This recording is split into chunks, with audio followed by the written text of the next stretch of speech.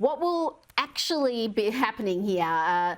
What is going to happen when we have this LNG pause? I mean, let's just think about this. I mean, didn't we just have Russia invade Ukraine, which put a strain on a global energy market that was already short of fossil fuels, particularly natural gas? Europe realized it was dangerously dependent on Russia. The US helped save the day, including with liquefied natural gas.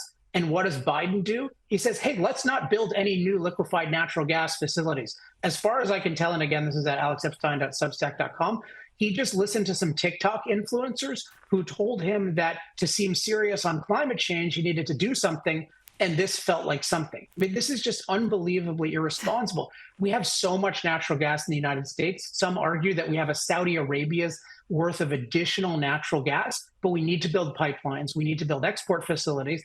And Biden is saying, hey, don't do this. And at any given time, if enough TikTok people tell me to not allow things, I'm just going to shut you down. What kind of message is that to industry? What does that mean for our future? It's very ominous. It is, and we're seeing it right here in Victoria. We're also sitting on a lot of gas reserves, but we're looking forward to having a gas shortage, perhaps even next winter, because there's no exploration. Now, before you go, the Washington Post is in hysterics over temperature records in March. They're saying that it was the hottest March on Earth in history. Now, can you set us straight? Is that accurate? Is this the hottest March ever? I mean, when they say this, there's so many fallacies about temperature. I mean, the Earth was so much warmer throughout its history. Now, the Earth, for a lot of its history, had no ice at all. It was a much more tropical place. So it was something like, around 14 degrees Celsius warmer from doing the conversion properly, about 25 degrees Fahrenheit warmer for huge amounts of history.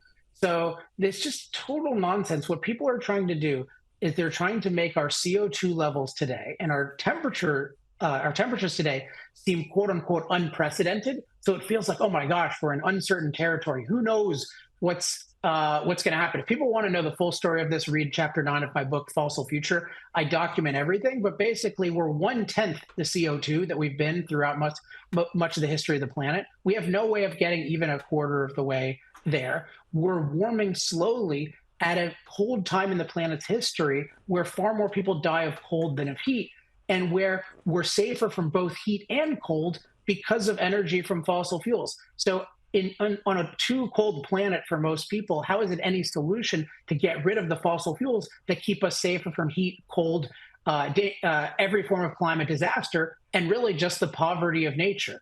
It just makes no sense unless you really don't care about human beings, which is my conclusion about a lot of the leaders of this movement.